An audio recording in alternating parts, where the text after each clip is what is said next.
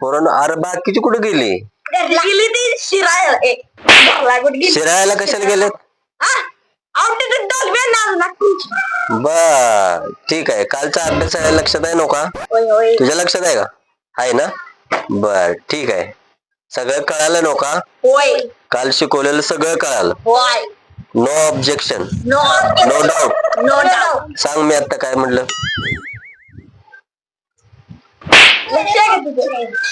ठीक आहे. काल शिकवल्यातला एक प्रश्न विचारतो.